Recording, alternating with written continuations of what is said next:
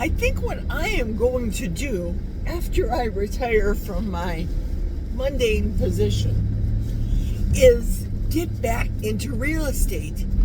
I was just speaking with one of the ladies at Quick Trip, and she told me about her horrific experience with the realtor that she's been dealing with in trying to purchase her first house. And boy, it's completely different in real estate as far as that customer service is concerned too, I guess.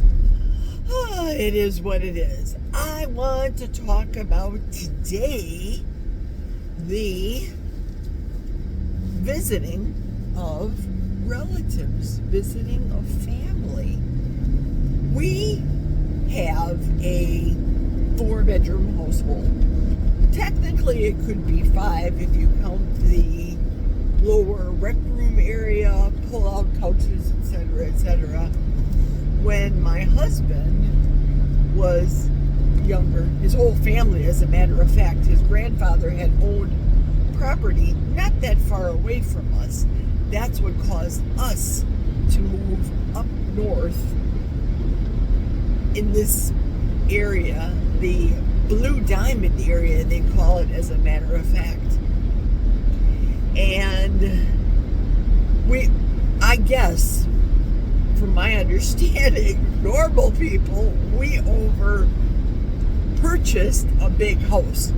We came from a very small, very manageable house because as Jack and I were business owners in Milwaukee, we tended to his vending machine business and his hydro seeding business, landscaping, if you will, for lack of a better term, that in real estate, I just didn't have a lot of time. So a small house was okay. A small house is fine.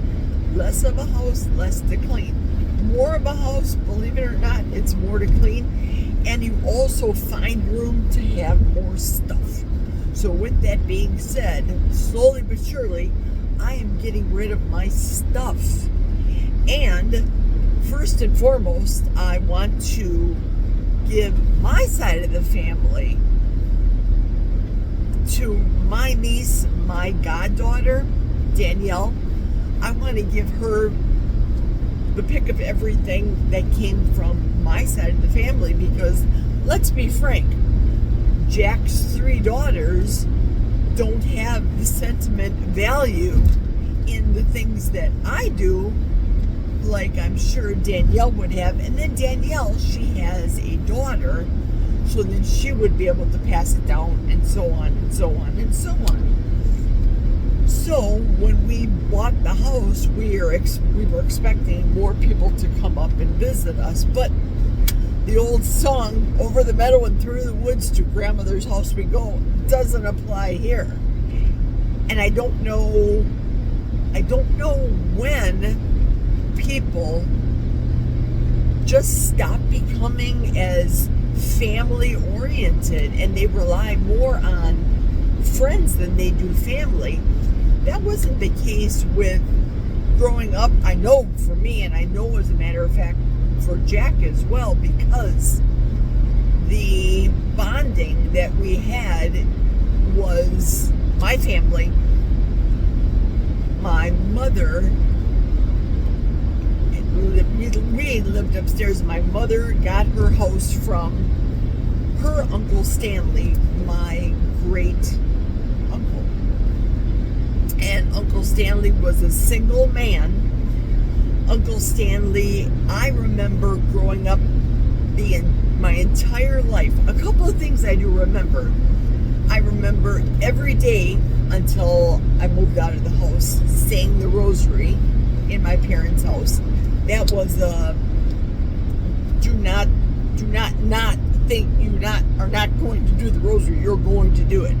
Every Friday we're going to go to Mass, Latin Mass, and do the novena. That was an every Friday thing. My mother fasted every Friday. I also went to church because going to Catholic school we went to church every day. That was a given. You went to church before you started your school day. It wasn't how it is nowadays. You go in at 6 a.m. If you want a couple of snacks before school starts, you can have it. Play some games, open library, open cafeteria, if you will. That wasn't the case. We walked to school back in the day, and our house that was owned by Uncle Stanley, given to my mother, the lower part of the house, it was called a Polish flat back in the day, and it was an attic. It was a super huge house, and as a little girl, I remember how huge this house was. It was a complete stand-up attic. It had, of course, the old wool rugs that nobody wanted. They took out of their houses, and they all put it up in everybody's attics back in the day. Also, the old asbestos. Remember that? When that wasn't a cancer issue with people? The old asbestos flooring, that also went upstairs in the attic, the full stand-up attic. Then we lived on the top floor, underneath the attic.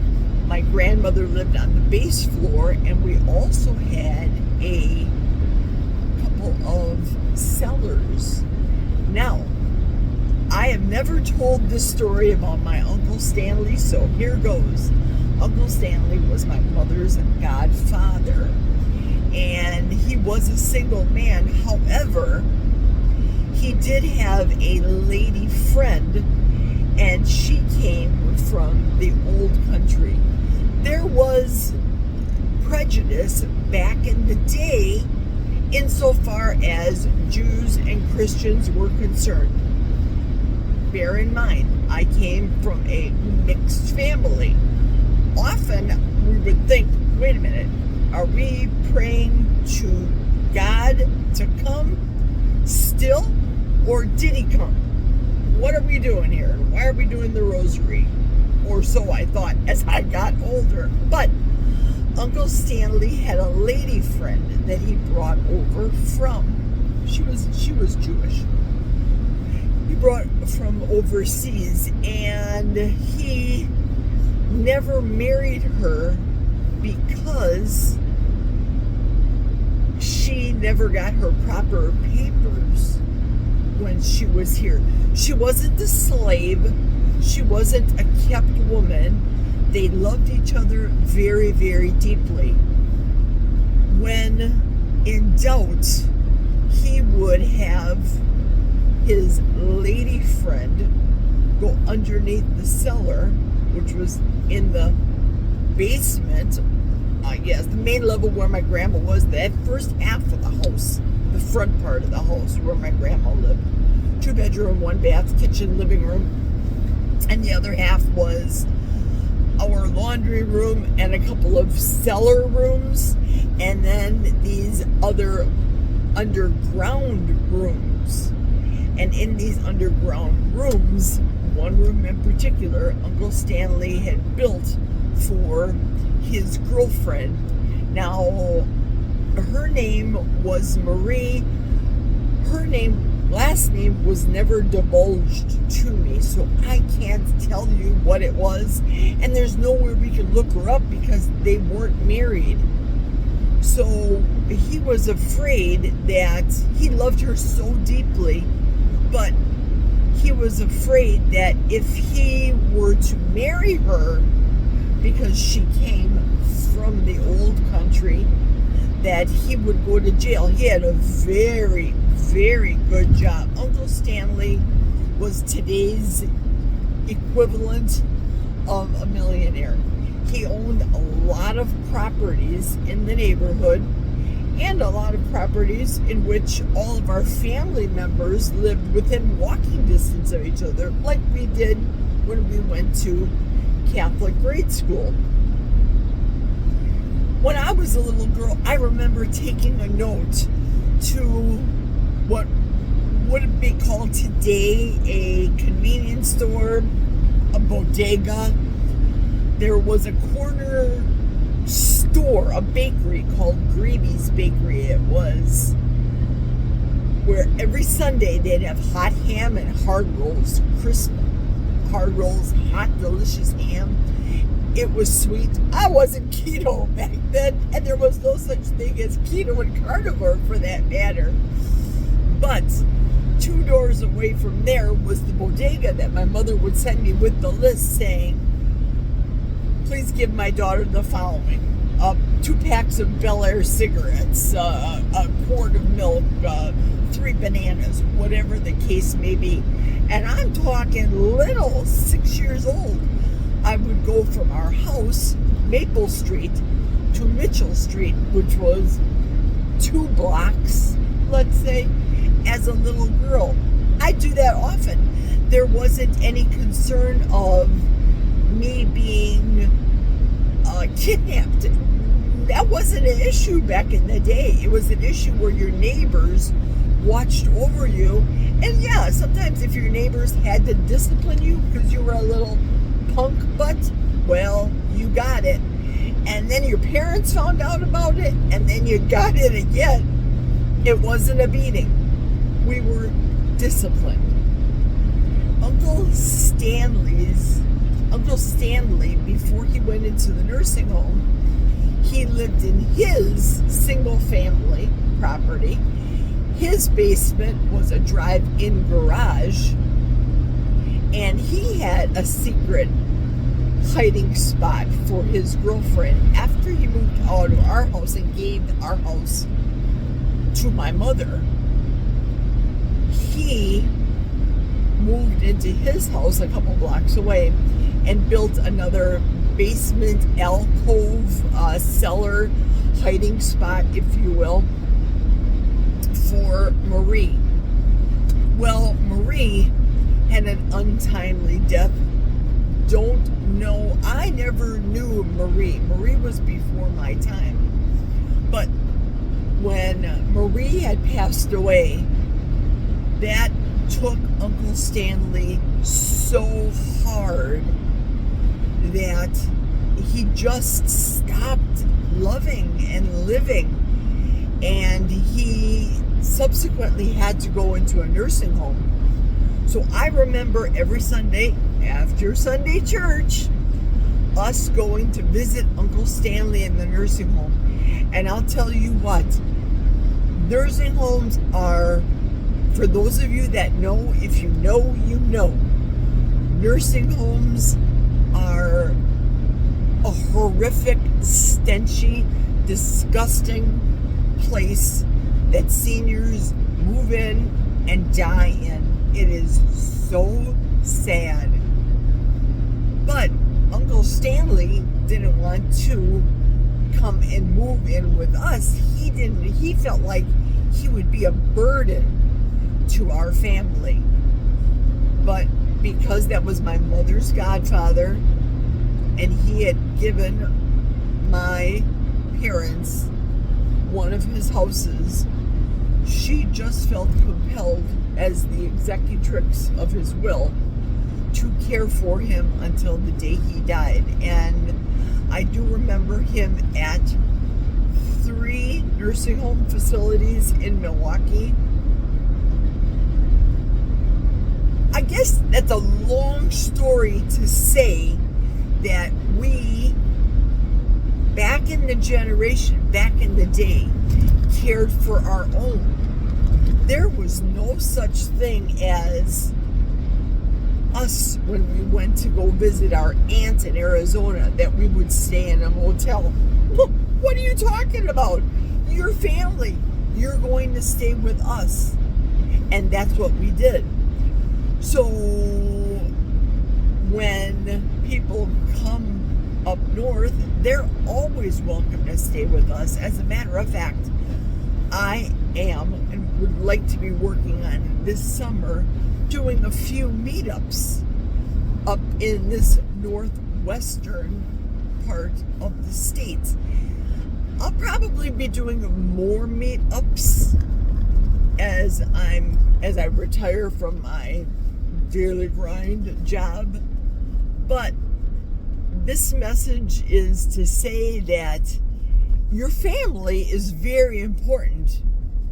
You may not like them because they say or do things that are different from you. You may not like them because maybe your parents are divorced and maybe you're divorced. I noticed too that when there is a divorce, that people do pick sides. They just do.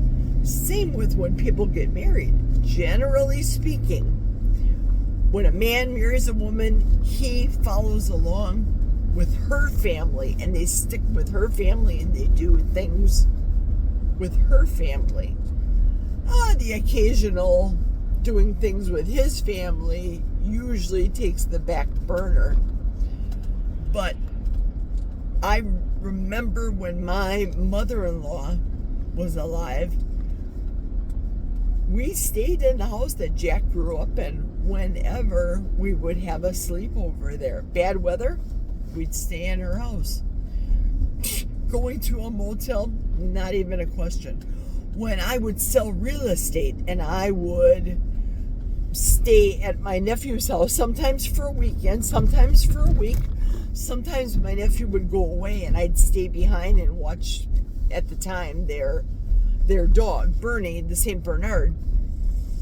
I would stay behind and I absolutely loved it. And as gratitude for them allowing me to stay at their house, I would cook food for them. I'd have to do it if I was living with my husband, right? I would cook food for them. I would clean up. My nephew, he's into roofing, so he has a busy life, a hard life. His wife, she's a salesperson for cars, so everything's commission. That's a hard life. I enjoyed doing the tit for tat. You're allowing me to stay in your house. I will make you breakfast. I will make your dinner. I will do your dishes, whatever the case may be. So things really, really have changed. And if you're not the type of person that wants to do things with your family anymore, and maybe your family is now evolved into your friends, where your friends are more family than your own family. Hey, this is a new era. Things are changing. Things have changed.